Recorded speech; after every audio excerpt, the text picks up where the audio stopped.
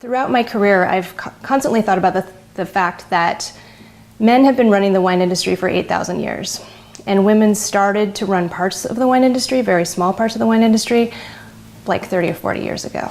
So the language of the wine trade is entirely, from my point of view, it's entirely, I don't want to say it's gender driven, but the way men relate to wine is different than the way women relate to wine. They'd come home, get on the tractor, do vineyard work, do winemaking work with Pat.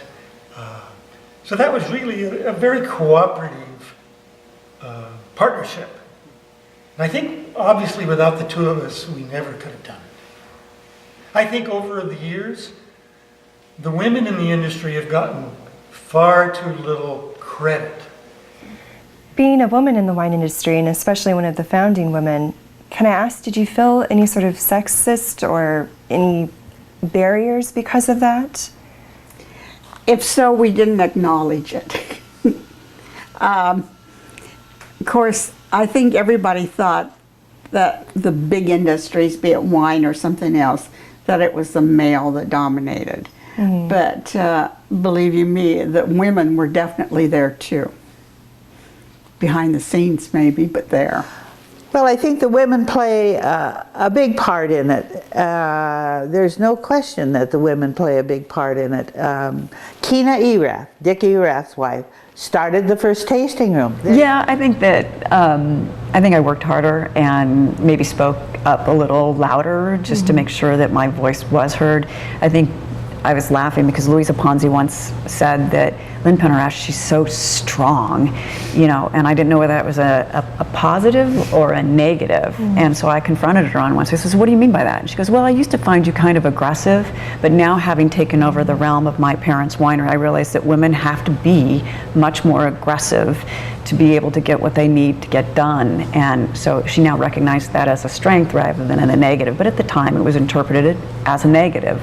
And so that was kind of a little eye-opening that, people thought of me being a little more aggressive than maybe I thought I was, but just trying to achieve things. I felt like I was constantly having to put myself out in positions that weren't necessarily comfortable, but I felt I needed to do that because I was representing a brand and I was trying to make the best possible wine I could.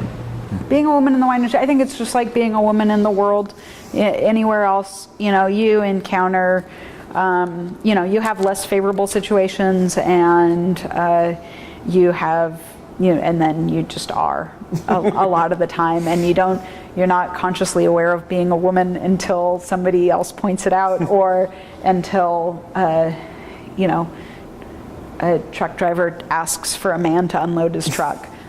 Which is absolutely, that is not a hypothetical situation. Sure. That has happened. There's been a lot of things that have happened. I think at the end of the day, it's more about just who you are and trying to be comfortable with that and not letting other people raise those doubts about you or your abilities because you're a woman. So I really find that there isn't any kind of discretionary difference. Okay.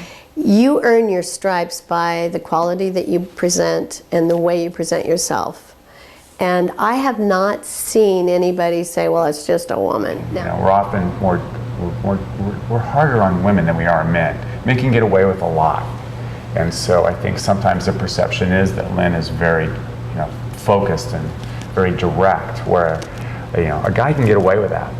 We're much more judgmental with women. But I think we've gotten beyond that. In the industry, I think it's evolved to the point now where there are so many women, because of Lynn, that are now integrated into the industry. And I guarantee if you look at the winemakers coming in, it's a higher percentage of women.